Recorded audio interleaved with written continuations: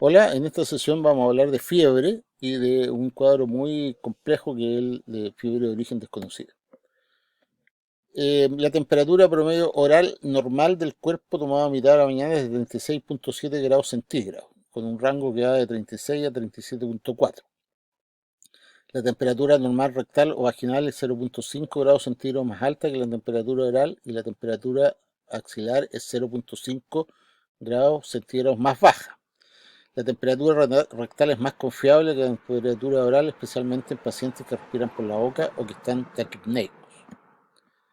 La fiebre es un aumento regulado a un nuevo nivel, un set point de temperatura corporal en el hipotálamo inducido por citoquinas pirogénicas.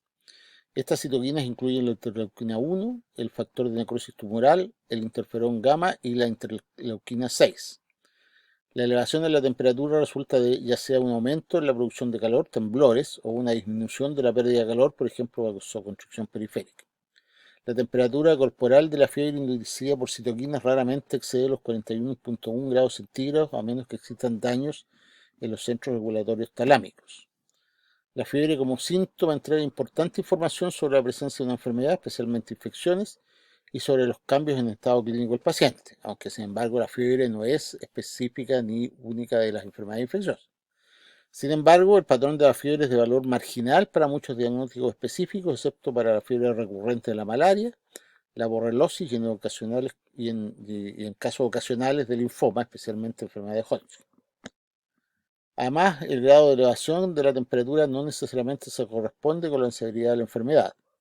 En general, la respuesta febril tiende a ser mayor en niños que en adultos y en personas de edad avanzada, neonatos y en personas que reciben ciertos medicamentos, como por ejemplo antiinflamatorios no esteroidales o corticoides, puede observarse una temperatura normal o incluso hipotermia en presencia de una infección. Una temperatura corporal marcadamente elevada puede resultar en alteraciones metabólicas importantes y altas temperaturas durante el primer trimestre del embarazo pueden causar defectos congénitos tales como anencefalia. La fiebre aumenta los requerimientos de insulina y altera el metabolismo y la disposición de los medicamentos usados para el tratamiento de las enfermedades asociadas con fiebre. Antes de la era de los antibióticos, la fiebre secundaria de diversas enfermedades infecciosas raramente superaba los 41,1 grados centígrados y se ha propuesto que este techo térmico natural dependería de la formación de neuropéptidos que actuarían como antipiréticos centrales. A la fiebre mayor de 41,5 grados centígrados se le denomina hiperpirexia y esta fiebre tan alta puede encontrarse en pacientes con infecciones graves, pero lo más frecuente es que se observen enfermos con hemorragia del sistema nervioso central. La hipertermia, que es una fiebre no mediada por citoquina, ocurre cuando la producción metabólica corporal de calor, como la tormenta tiroidea o el calor ambiental, excede la capacidad normal de pérdida de calor o cuando hay una pérdida de calor alterada.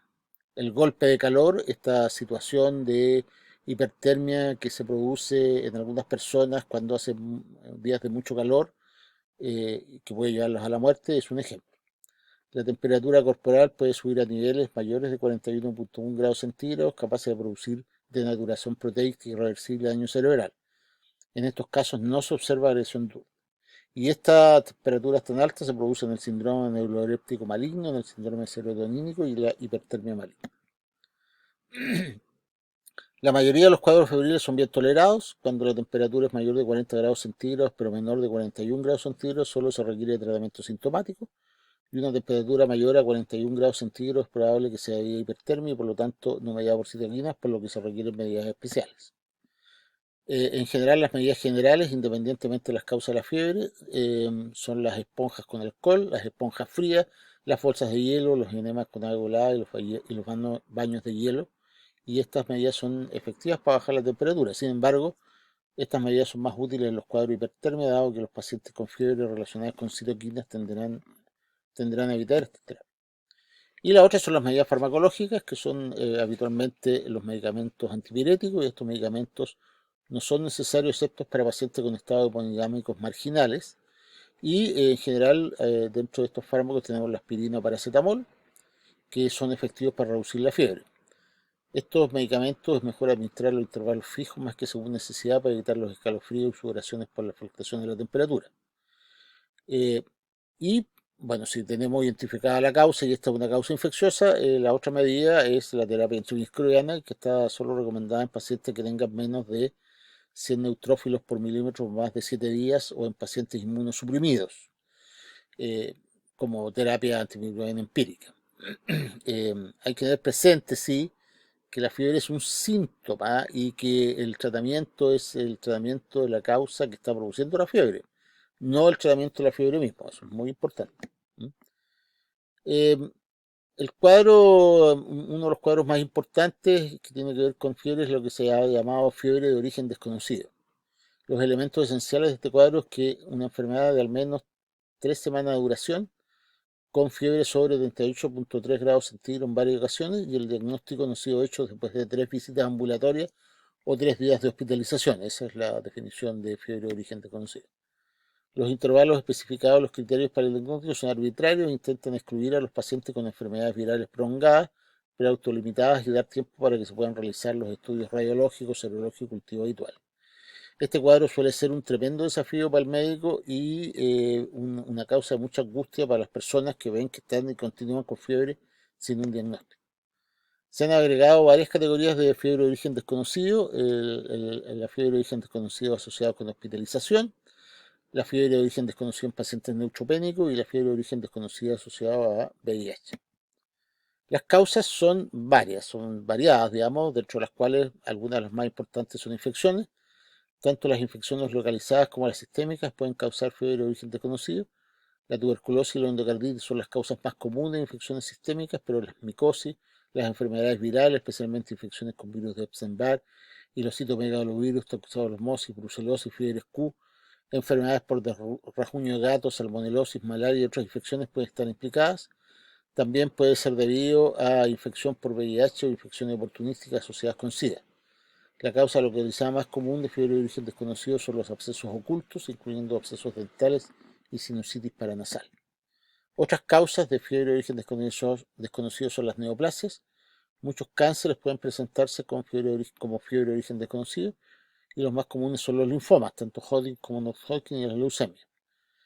Otra causa son las enfermedades autoinmunes. Las causas más comunes son la enfermedad de Still, el lúpulo eritematoso sistémico, la crioglobulinemia y la porotitis nodosa. La arteritis de células gigantes y la polimialgia reumática se ven casi exclusivamente en pacientes sobre 50 años. Hay causas misceláneas como tiroiditis, sarcoiditis y enfermedad de Whipple, fiebre mediterránea familiar, embolias pulmonares recurrentes, hepatitis alcohólica, en fin, y otras causas. Y finalmente tenemos una categoría de fiebre de origen desconocida no diagnosticada. A pesar de evaluaciones extensas, el diagnóstico permanece elusivo en un 15% más de los pacientes. En estos pacientes la fiebre desaparece espontáneamente en cerca del 75% de los casos, los que quedan sin diagnóstico, y en los restantes manifestaciones más clásicas de la enfermedad subyacente empiezan a aparecer con el tiempo y podemos identificar.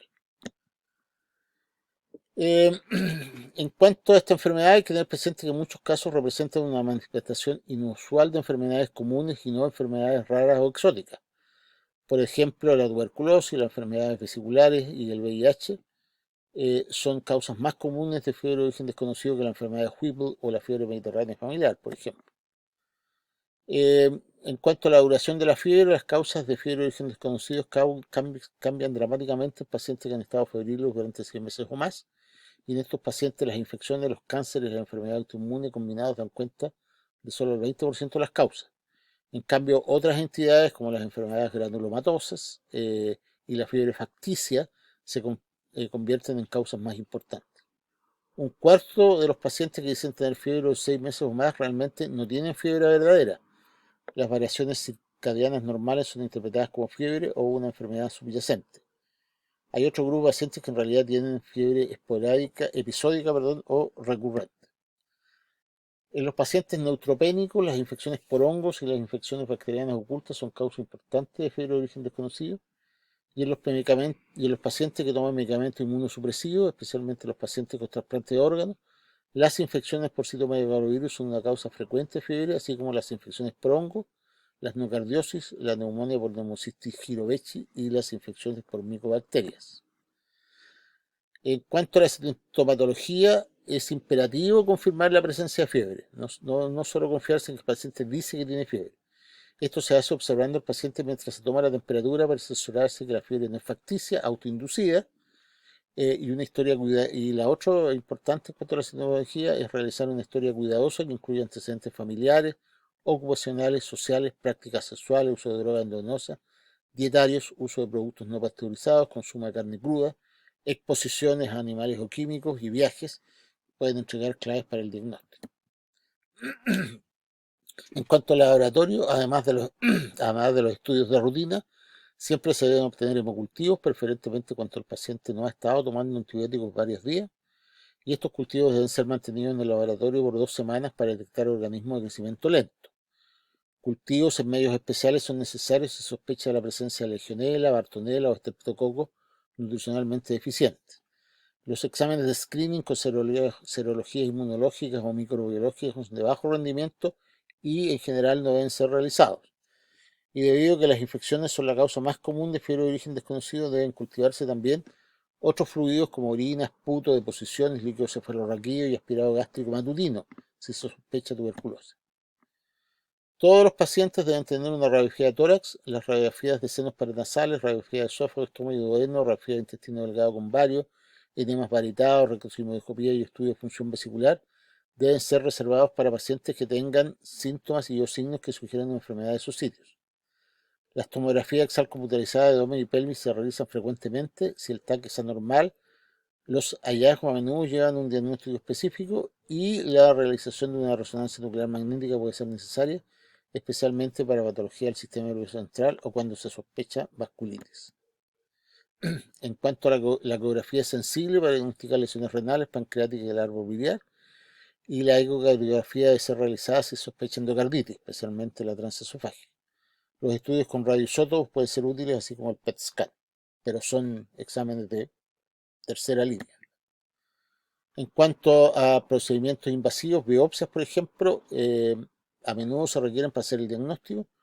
Cualquier hallazgo normal debe ser evaluado agresivamente. Si hay cefalea, se debe realizar una punción lumbar para descartar meningitis. Los rasgos cutáneos deben ser biopsiados para descartar enfermedades autoinmunes. Las adenopatías deben ser biopsiadas. La aspiración de la médula ósea con biopsia es un procedimiento de bajo rendimiento, pero debe realizarse si no da resultado con otros exámenes. Y eventualmente se puede o se debe realizar una laparotomía exploradora en base a ciertos hallazgos, como por ejemplo adenopatías intraabdominales. En cuanto al tratamiento, aunque es tentador empezar un tratamiento antipiroquino empírico, generalmente no es de mucha ayuda y puede retrasar el diagnóstico si la etiología es infecciosa, ya que reduce la sensibilidad a los cultivos. La administración empírica de corticosteroides no debe llevarse a cabo porque puede suprimir la fiebre y exacerbar muchas infecciones. Bueno, y esto es lo que queríamos comentarles de la fiebre y de este cuadro tan especial que es un desafío para los médicos, que es la fiebre de origen desconocido. Muchas gracias.